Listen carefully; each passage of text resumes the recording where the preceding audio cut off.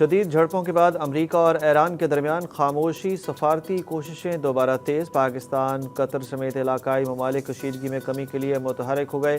ایرانی وزیر خارجہ کا فیلڈ مارشل سید عاصم منیر سے اہم ٹیلی فونک رابطہ۔ عباس عراقچی نے حالیہ امریکی حملوں کو اقوام متحدہ کے چارٹر اور اسلام آباد مفاہمتی معاہدے کی خلاف ورزی قرار دیا۔ پاسداران انقلاب کا خامنہ ای کی تدفین کے بعد ایک بار پھر سپریم لیڈر کے قتل کا بدلہ لینے کا اعلان، جبکہ امریکی حکام کا دعویٰ ہے کہ ایران کے ساتھ تکنیکی سطح کے مذاکرات جاری ہیں، مسائل کے حل کے لیے پرعزم ہیں۔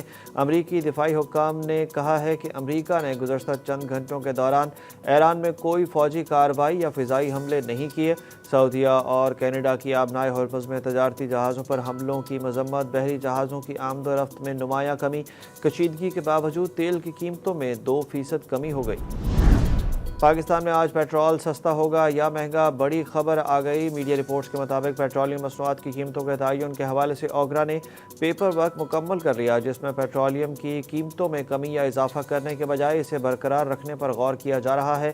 حتمی سمری حکومت کی بنائی گئی اعلیٰ سطحی کمیٹی کی مشاورت کے بعد تیار کی جائے گی۔ حکومتی فیصلے پر عالمی مارکیٹ میں خام تیل کی غیر معمولی اتار چڑھاؤ بھری صورتحال کے گہرے اثرات پڑنے کا امکان ہے۔ دوسری جانب میڈیا رپورٹس کے مطابق عالمی منڈی میں امریکہ ایران کشیدگی کے باوجود تیل کی قیمتوں میں 2% کمی ہوئی ہے۔ علیمہ خان نے اسٹریٹ موومنٹ شروع کرنے کا اعلان کر دیا۔ عمران خان کی بہن علیمہ خان نے کہا ہے کہ اڈیالہ جیل کے باہر احتجاج ختم نہیں ہوا، بلکہ اب احتجاج کے نئے مرحلے کے طور پر اسٹریٹ موومنٹ شروع کی جا رہی ہے۔ عدالت پیشی کے موقع پر انہوں نے کہا کہ ان کا مقصد صرف بھائی سے ایک ملاقات نہیں بلکہ ان کے حقوق کی بحالی ہے۔ ان کے مطابق اڈیالہ جیل کے باہر احتجاج سے عوام کا خوف ختم ہوا ہے، جبکہ وہ اور ان کی دونوں بہنیں اڈیالہ جیل کے باہر موجود رہیں گی اور اسٹریٹ موومنٹ گلی گلی تک لے جائیں گی۔ نیشنل ڈائیلاگ کمیٹی کی وفد کی کوٹ لکھپت جیل میں تحریک انصاف کے اسیر رہنماؤں سے ملاقاتیں۔ شاہ محمود قریشی کی فیلڈ مارشل کی تعریف۔ تحریک انصاف کے لیے بھی پیغام سامنے آ گیا۔ فواد چودھری کے مطابق اسیر رہنماؤں نے نیشنل ڈائیلاگ کمیٹی کی جانب سے تجویز کردہ حل کی مکمل حمایت کرتے ہوئے کہا کہ موجودہ حالات میں آگے بڑھنے کا راستہ مذاکرات ہیں۔ شاہ محمود قریشی نے فیلڈ مارشل سید عاصم منیر کے بین الاقوامی سفارتی کردار کو سراہتے ہوئے کہا کہ جس طرح انہوں نے بین الاقوامی سفارتکاری کے ذریعے اہم مسائل کے حل میں کردار ادا کیا، اسی طرح ملک کے اندر سیاسی استحکام کے لیے بھی قومی مکالمے کا آغاز ضروری ہے۔ اسیر رہنماؤں نے تحریک انصاف کو مشورہ دیا کہ وہ معاملات کے حل اور آگے بڑھنے کی کوششوں کا ساتھ دے۔ لاہور کے علاقے اچرا میں ٹیوشن سینٹر میں جاں بحق ہونے والی 10 سالہ طالبہ کی ابتدائی پوسٹ مارٹم رپورٹ سامنے آ گئی، جس کے مطابق بچی کی موت گلے میں پھندا لگنے سے دم گھٹنے کے باعث ہوئی۔ پوسٹ مارٹم کے مطابق چھٹی جماعت کی طالبہ کی میت برسا کے حوالے کر دی گئی، جبکہ پولیس کا کہنا ہے کہ واقعے کی مختلف پہلوؤں سے تحقیقات جاری ہیں۔ ابتدائی پوسٹ مارٹم رپورٹ کے مطابق مقتولہ کے گلے پر رسی یا پھندے کا واضح نشان موجود ہے اور موت کی ظاہری وجہ دم گھٹنا قرار دی گئی ہے۔ طالبہ کے جسم پر تشدد یا زبردستی کے دیگر واضح نشانات نہیں ملے۔ جائے وقوع سے حاصل کیے گئے فنگر پرنٹس، ڈی این اے سمیت دیگر شواہد فورینزک لیبارٹری بھجوا دیے گئے۔ ذرائع کے مطابق پولیس نے مالک مکان کو تحویل میں لے کر پوچھ گچھ شروع کر دی۔ پنجاب بھر میں درجہ حرارت 52 سے 55 ڈگری سینٹی گریڈ تک جانے کا امکان۔ پی ڈی ایم اے نے متاثرہ اضلاع میں ہیٹ ویو کیمپس قائم کر دیے۔ اسپتالوں اور ضلعی انتظامیہ کو ہائی الرٹ رہنے کی ہدایت کر دی گئی۔ وزیر اعلیٰ پنجاب مریم نواز نے ممکنہ سیلاب اور ہیٹ ویو سے نمٹنے کی تیاریوں کے حوالے سے اہم اجلاس کی صدارت کی۔ اجلاس میں مریم نواز کا کہنا تھا کہ رواں سال بارشیں کم ہوں گی، جبکہ ہیٹ ویو کا دورانیہ بھی طویل ہو سکتا ہے۔ جنوبی پنجاب کے اضلاع خصوصاً تھل اور چولستان کے علاقوں میں گرمی اور حبس کی شدت میں اضافے کا سب سے زیادہ خدشہ ہے۔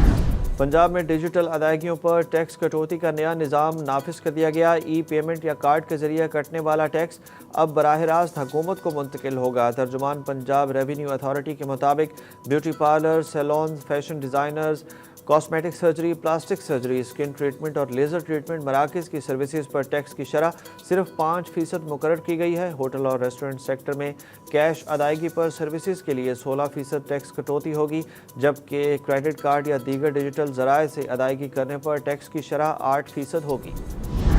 اداکار منیب بٹ کرپٹو کرنسی لوٹنے کے مقدمے میں بے گناہ قرار، اینٹی وائلنٹ کرائم سیل نے ATC میں مقدمے کا چالان جمع کرا دیا۔